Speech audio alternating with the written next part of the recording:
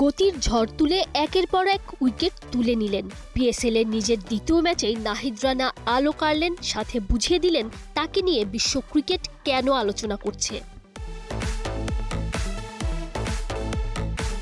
করাচি কিংসের বিপক্ষের ম্যাচটায় নাহিদ যা করে দেখালেন তাতে মুগ্ধতা যেমন ছিল, পিএসএল এর ইতিহাসটাও একেবারে পাল্টে গেল। এক ম্যাচেই নাহিদের 2 রেকর্ড, পেশোয়ার জালমির জন্যও এলো রেকর্ড গড়া জয়। 4 ওভারে 1 মেইডেন সহ মাত্র 7 রান খরচায় 3 উইকেট, 24টা বলের মধ্যে 20টাই করেছেন ডট। এক ম্যাচের সর্বোচ্চ ডট নিয়ে নাহিদ এখন যৌথভাবে শীর্ষে।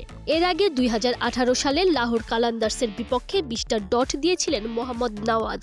তবে বিদেশিদের মধ্যে টাইগার পেসারই নাম্বার 1। তার চেয়েও বড় আরেকটা রেকর্ড গড়েছেন তিনি। এখন পর্যন্ত 2 ম্যাচে নাহিদের ইকোনমি মোটে 5.28। পিএসএল এর ইতিহাসে এখন পর্যন্ত সবচেয়ে ইকোনমিক্যাল বোলার তিনি। পেশোয়ারের অধিনায়ক বাবর আজমও নিজে করেছেন প্রশংসা, এমনকি প্রতিপক্ষ দলের ইংলিশ অলরাউন্ডার মঈন আলীও জানিয়েছেন মুগ্ধতার কথা। তার মতে নাহিদ অনেক ভালো বল করেছে। বিপিএলেও তার বিরুদ্ধে মঈন খেলেছিলেন, সেখানেও মুগ্ধতা ছড়িয়েছিলেন তরুণ এই পেসার। মঈনের মতে বাংলাদেশের ক্রিকেটের জন্য নাহিদ অনেক বড় ভবিষ্যৎ তারকা।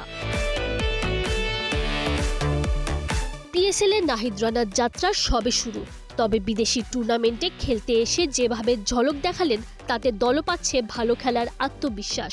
যদিও খুব বেশি সময় টুর্নামেন্টে চমক দেখানোর সুযোগ পাচ্ছেন না তরুণ এই পেসার।